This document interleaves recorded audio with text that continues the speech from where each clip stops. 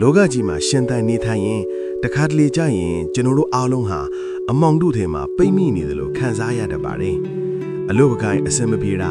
လူမှုရေးပြဿနာတွေဒါမှမဟုတ်အကြောင်းပြချက်မရှိပဲစိတ်သက်ကြနေတာမျိုးတွေပေါ့တင်းအခုလိုစိတ်ညစ်စရာတွေနဲ့ရင်ဆိုင်နေရပြီဆိုရင်အားလုံးတဲ့အရင်ဆုံးဒါလေးကိုသတိရပေးပါမြတ်စွာဘုရားရှင်ရဲ့အဆုံးအမတစ်ခုရှိပါတယ်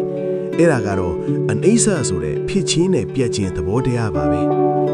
တင်အခုခံစားနေရတဲ့တောကတွေနာကျင်မှုတွေဟာအမြဲတမ်းတည်ရှိနေမှာမဟုတ်ပါဘူး။ကောင်းကင်ယံကတိမ်တိုက်တယ်လို့ပါပဲ။ခဏတာမှုံမိုက်သွားပြီးမြဲလီတိုက်ရင်တော့လွင့်စင်သွားကြမှာပါ။တင်ခံစားနေရတဲ့ဒီစိတ်ညစ်စရာတွေဟာလည်းတနေ့မှအတိတ်ဆိုတဲ့အမိုက်ပုံးတွေကိုရောက်သွားမှအသေးကြပါပဲ။ဒုတိယအချက်အနေနဲ့သတိရပြီးဖို့က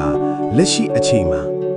ကျွန်တော်တို့စိတ်ညစ်ရတဲ့အကြောင်းရင်းအတော်များများဟာမဖြစ်လာသေးတဲ့အနာဂတ်အတွက်စိုးရိမ်တာနဲ့ပြင်လို့မရတော့တဲ့အတိတ်ကိုနောင်တရနေကြကြောင်းဖြစ်တတ်ပါတယ်။ခဏလောက်အသက်ကိုဝါဝရှူလိုက်ပါ။သင်ရဲ့အသက်ရှူတန်းကိုပြန်တတိထားကြည့်ပါ။အခုဒီအချိန်မှာသင်ဘေးကင်းနေတယ်။သင်အသက်ရှင်နေသေးတယ်ဆိုတာကိုသိမြင်လိုက်တာနဲ့စိတ်ရဲ့ဝန်တို့ဝန်ဖို့ဟာတဝက်လောက်ရောချသွားပါလိမ့်မယ်။အရာအလုံးဟာပြောင်းလဲနေမှာပဲဆိုတဲ့အမှန်တရားကိုလက်ခံလိုက်တဲ့အခါ